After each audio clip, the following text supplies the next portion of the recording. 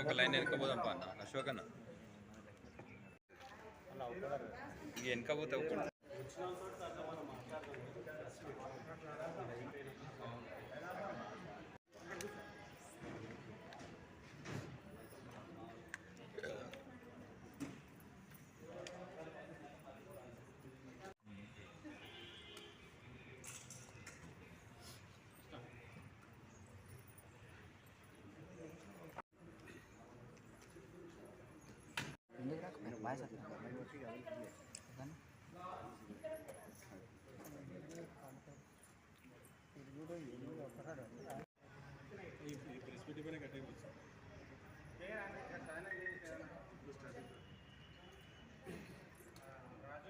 ఏంటంటే ఇక్కడ 75 లక్షల రూపాయలు ఏదైతే మీ పార్టీలో జమ చేశారో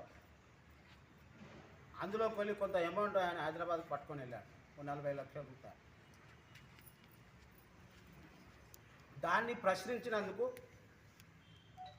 నా మీద ఇట్లాంటి ఆర్థిక ఆరోపణలు మోపుతూ పార్టీ క్రమశిక్షణ చర్యలలో పాల్గొంటున్నామని చెప్తూ నన్ను అన్యాయంగా నా కుటుంబాన్ని బదారణ పడేసి నన్ను బదారణ వీధిన పడేసి ఈరోజు పార్టీ నుంచి బహిష్కరించాను. నాకు ఇప్పుడు 52 సంవత్సరాలు.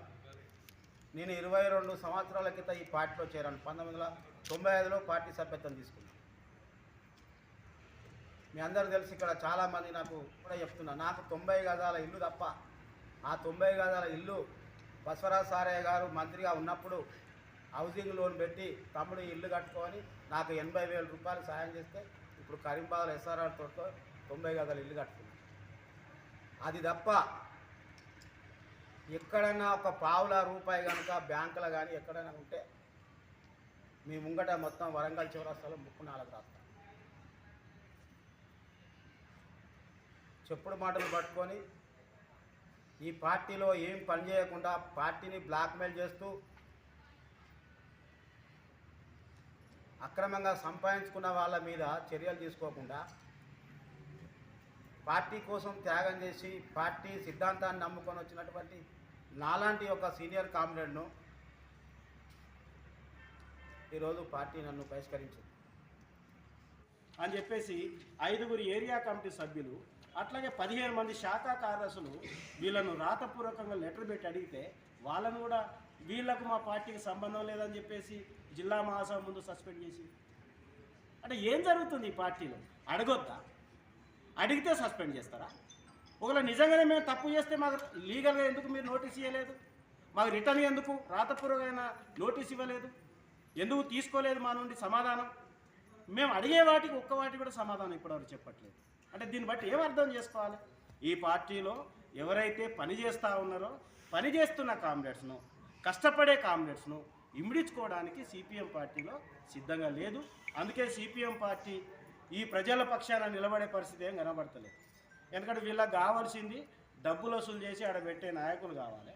వాళ్ళ తప్పుల్ని ఎత్తి చూపకుండా వత్తాసు పలికేటోళ్ళు కావాలి. మేము దానికి సిద్ధంగా లేము. మేము ప్రజలకు సంజాయిషి చెప్పుకోగలుగుతాం. ప్రతి రూపాయి ప్రజల నుండి వసూలు చేసినాం.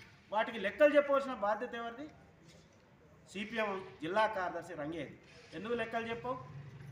ఎందుకు చెప్పవు నువ్వు లెక్కలు?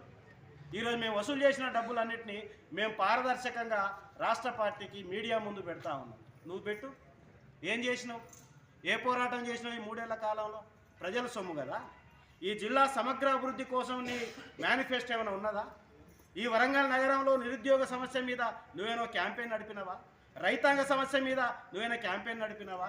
ఇళ్ల స్థలాల సమస్య మీద నువ్వేనా క్యాంపెయిన్ నడిపినవా? లేకపోతే పారిశ్రామికంగా అభివృద్ధి కావాలని ఏదైనా క్యాంపెయిన్ నడిపినవా? 3 సంవత్సరాల కాలంలో ప్రజల సొమ్ముని దగ్గర పెట్టుకొని ఏ పోరాటం చేయకుండా ప్రజల కోసం ఇళ్ల స్థలాల సమస్య మీద పోరాటం చేసిన మాలాంటి నాయకుల్ని పార్టీల నుండి నువ్వు బయటికి గెంటేస్తున్నావంటే ఏ బుద్ధితోటి నువ్వు పనిచేస్తున్నావు ఈ జిల్లాలో?